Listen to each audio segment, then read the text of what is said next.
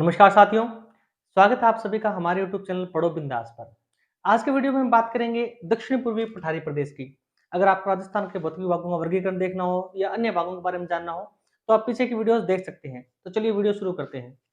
दक्षिण पूर्वी पठारी प्रदेश जो है, वो राजस्थान के इस हिस्से में फैला हुआ है। इस हिस्से में दक्षिण पूर्वी पठारी प्रदेश फैला हुआ है। दरअसल ये जो मालवा का पठार है, जो मध्य प्रदेश फैला हुआ है, उसी का उत्तरी हिस्सा है और राजस्थान के दक्षिणी पूर्वी भाग में ये फैला हुआ है। ये मुख्य रूप से कोटा संभाग के जिलों जैसे कोटा, बारां, बूंदी, झालावाड़ में फैला हुआ है। तो अगर बात करें कि यहाँ पर इसका क्षेत्रफल कितना है, तो राजस्थान के कुल क्षेत्रफल का 6.89% भाग 6.89% भाग जो है वो दक्षिण पूर्वी पठार क्षेत्र फैला हुआ है। जनसंख्या की बात करें तो राजस्थान की कुल जनसंख्या का 11% भाग, कुल जनसंख्या का 11% भाग जो है वो इस क्षेत्र में निवास करता है। राजस्थान में सबसे ज्यादा नदियां बहती है, सबसे ज्यादा नदियों का बहाव क्षेत्र जो है वो दक्षिण पूर्वी पठारी क्षेत्र ही है। प्राचीन काल में यहाँ पर हाड़ा वंश का राज रहा है। हाड़ा शासक यहाँ शासन करते थे, इस वजह से इसे हाड़ौती का पठार भी कहा जाता है। यहाँ की मुख्य नदी की बात करें तो चंबल और उसकी सहायक नदियां यहाँ की नदियां हैं। मुख्य नदी चंबल नदी है। मिट्टी की अगर बात करें तो यहाँ की मिट्टी जो है वो लावा से निर्मित काली मिट्टी है, जो कि बहुत ही उपजाऊ मिट्टी मानी जाती है। चलिए बात करते हैं इसके विभाजन की।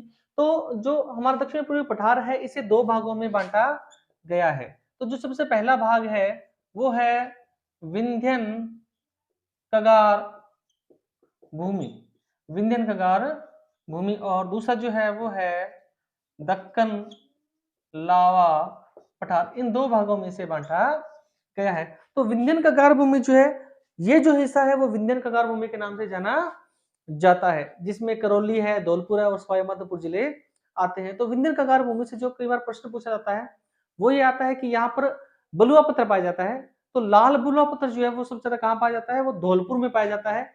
और गुलाबी बलुआ पत्थर जो है वो सबसे ज्यादा कहाँ पाया जाता है, वो करौली में पाया जाता है। चलिए, लाल बलुआ पत्थर कहाँ है, धौलपुर में, और गुलाबी बलुआ पत्थर जो है वो करौली में पाया जाता है। ये प्रश्न यहाँ से कई बार पूछा जाता है। बात करें दक्कन लावा पठार की, तो दक्कन लावा पठार जो है वो कोटा, बूंदी, बारां और झालावाड़ यानी कि कोटा संभाग में फैला हुआ है।